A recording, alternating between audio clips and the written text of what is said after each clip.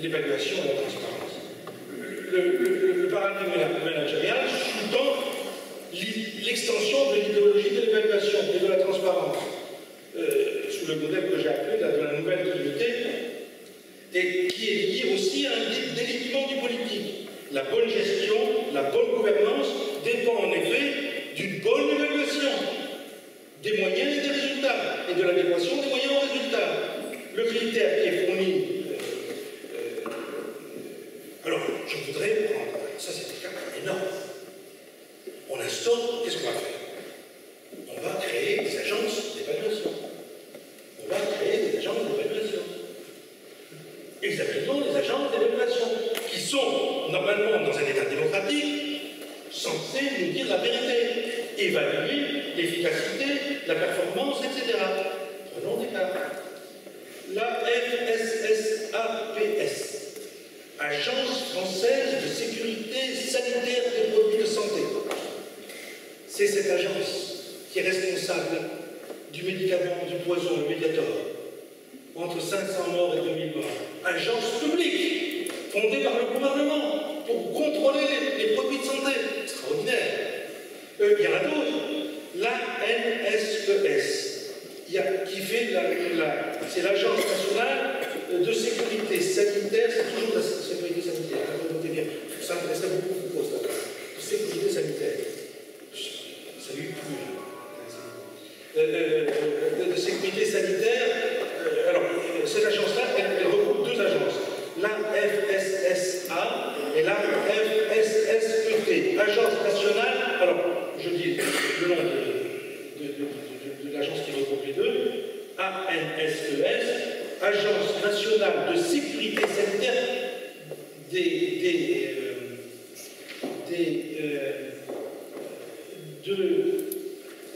de l'environnement du travail. De l'environnement du travail.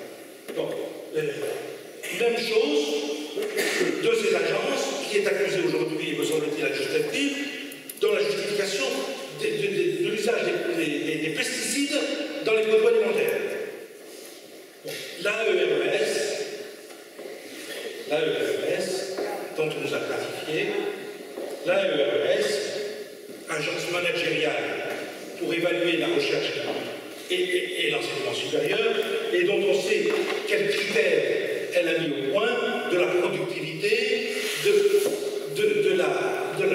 publications dont vous cherchez. Et il y a eu un article américain très intéressant d'ailleurs ces derniers temps pour montrer comment les chercheurs les plus médiocres ont trouvé un moyen formidable pour monter dans les notations. C'est-à-dire la productivité, on change, on prend l'article, on change le titre, on change le début, on change le milieu, on change on essaie de le fourguer à droite à gauche. Et propos, je suis productif, je suis publiant, on a inventé des logiques, des chercheurs publiants et les non-publiants.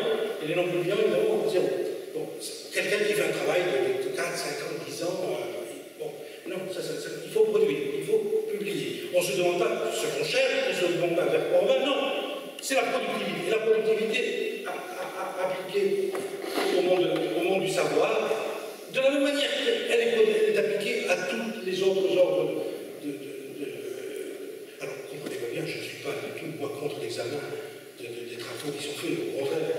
Je suis contre le jugement, pas du tout. Je suis contre le système de l'évaluation, qui est un système pervers. Je vous donne un point, mais je vais terminer. Je reviendrai juste après, un point.